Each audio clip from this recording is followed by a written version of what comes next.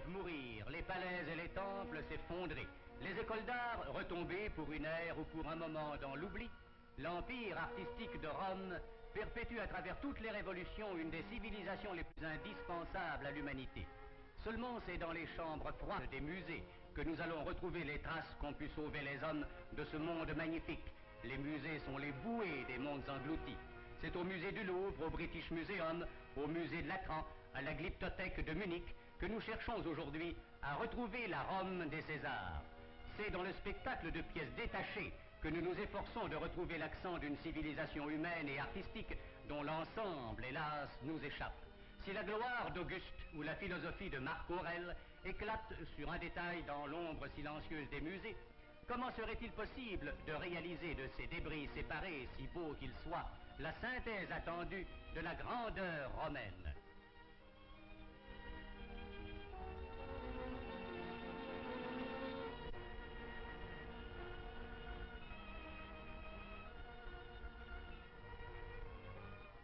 L'Algérie où furent retrouvées certaines œuvres qui comptent parmi les plus sensibles du monde romain peut justement combler cette lacune, car si l'on trouve au Louvre les bustes des rois numides Juba Ier et Juba II arrachés à la terre algérienne, il faut aller chercher sur le sol même où ils vécurent l'accent éternel et triomphal d'une grandeur et d'une civilisation sur lesquelles le monde occidental a bâti son sentiment et son esprit.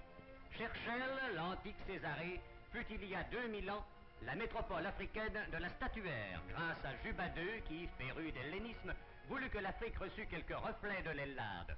Ce fut une grande époque que celle qui vit affluer à Césarée des sculpteurs à la technique variée, des disciples de Phidias, de Praxitèle, qui surent, après leur maître, faire jaillir du marbre la vie étincelante des formes. Le musée de Cherchel conserve précieusement les richesses que des travaux patients ont mises à jour.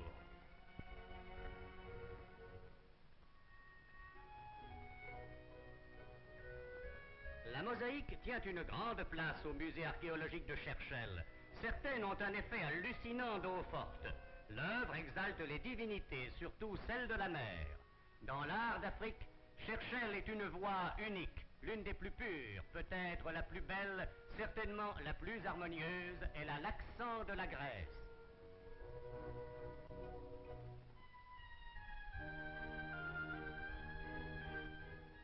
Le théâtre, les thermes où allaient se baigner les belles romaines, surtout la place, évoquent la splendeur passée de Césarée, dont par bonheur les vestiges sont venus jusqu'à nous.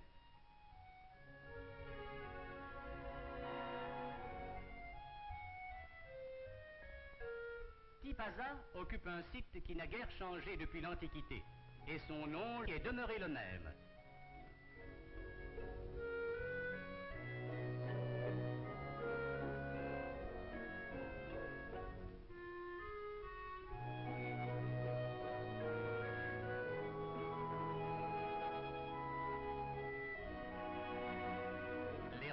De Tipaza sont caractérisées par de vastes nécropoles chrétiennes groupées autour de la chapelle de l'évêque Alexandre. Les sarcophages qui renfermaient le corps des évêques sont justement célèbres.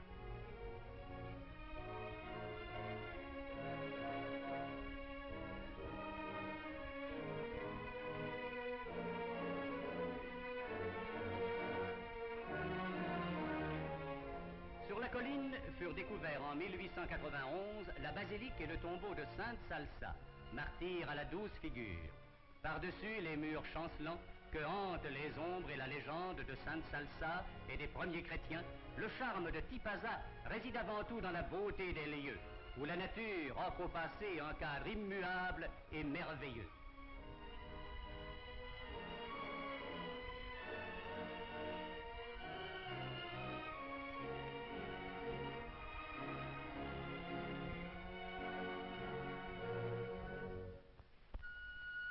Et voici Djémila, la colonie de Cuicule, sentinelle romaine entre Sétif et Constantine, qui s'appelait alors Sétifis et Cirta, se dresse dans un site d'une beauté sauvage.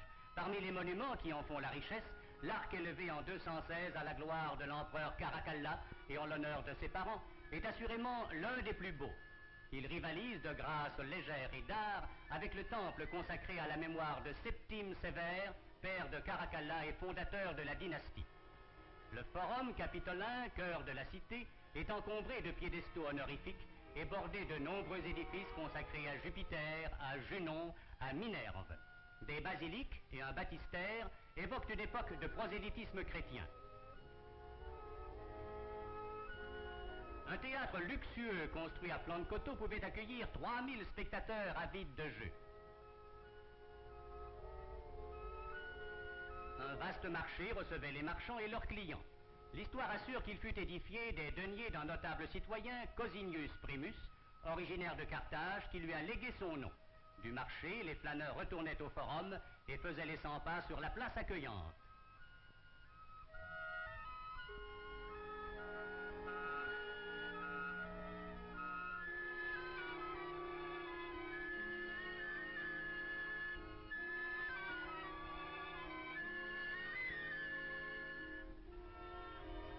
Vénus, que Jules César plaçait parmi ses aïeux, y avait son temple de proportions élégantes. Pour l'archéologue, l'historien, le penseur, le touriste, l'antique Cuicule, à quelques heures d'Alger, est une des plus émouvantes évocations de la civilisation latine dans l'Afrique septentrionale au 1er siècle de l'ère chrétienne.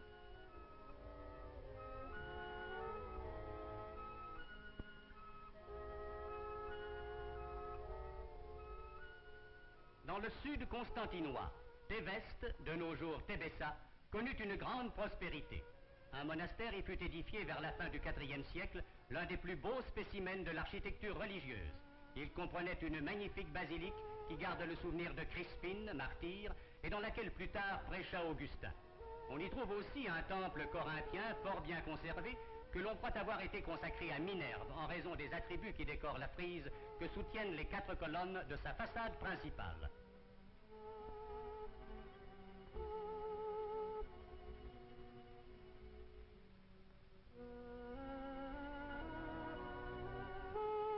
Les Romains ornaient leur palais de mosaïques, assemblage délicat et charmant de fragments de marbre aux divers coloris. Si le dessin est parfois gauche, la coloration reste harmonieuse, la palette opulente.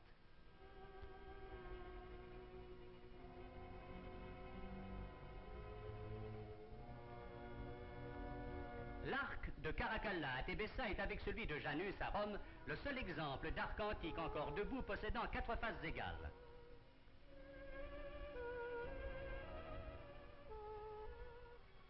Nous terminerons à Timgad, notre pèlerinage parmi les souvenirs de Rome en Algérie.